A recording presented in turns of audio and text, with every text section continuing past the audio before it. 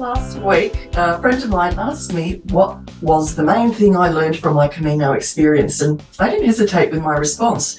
Now, it wasn't so much that I learned something new, it was the reinforcement of something I had learned some time ago, but I needed reminding of.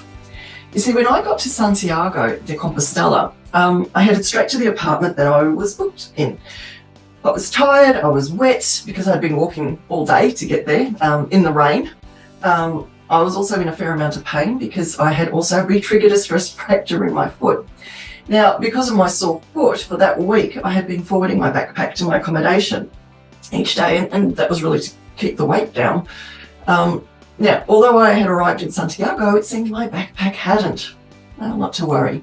I asked the apartment host to contact the transport company for me. I can speak some Spanish. I'm not fluent, and I wasn't confident enough to go around searching for a backpack. So she contacted them. But she said that they said they don't have it.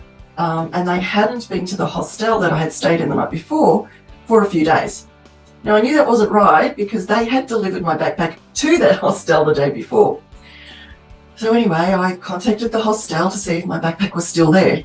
No, so it's not at the hostel, it's not with the transport company. It's got my change of clothes, it's got my medication, it's got my toiletries there, it's all in my backpack. And for a moment, I sat there and I wanted to cry. And it was just for a moment. Because straight after that thought was, I realised I'd be okay.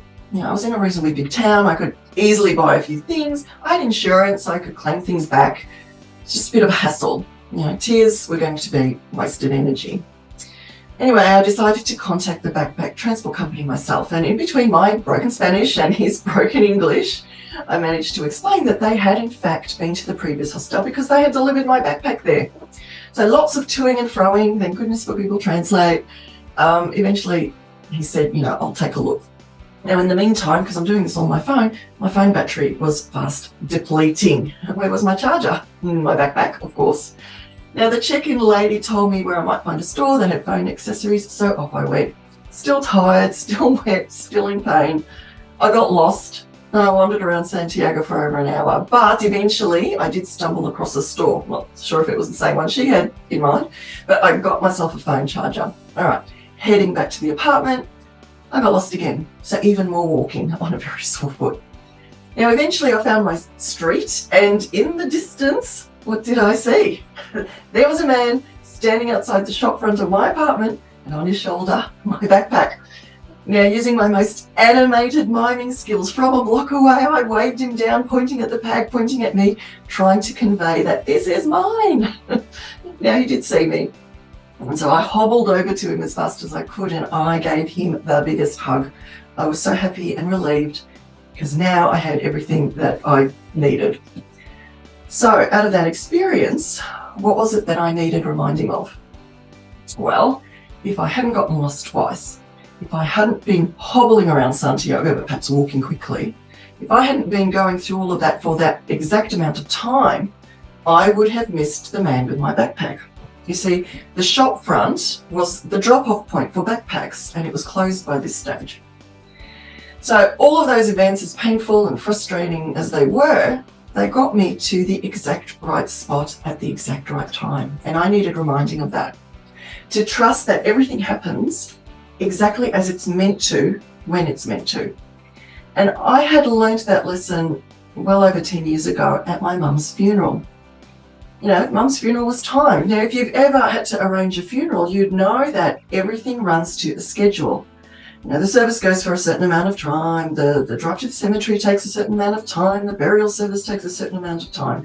And there's a schedule that's built around all of those times.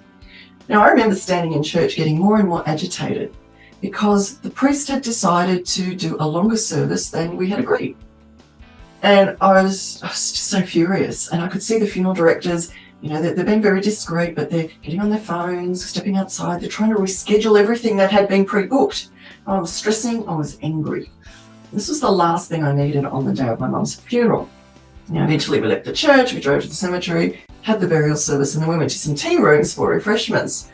And it was there that friends of mine who couldn't attend the church service but got to the cemetery at the original scheduled time, they told me that it was actually a good thing that we had been so late, that we arrived to the cemetery so late?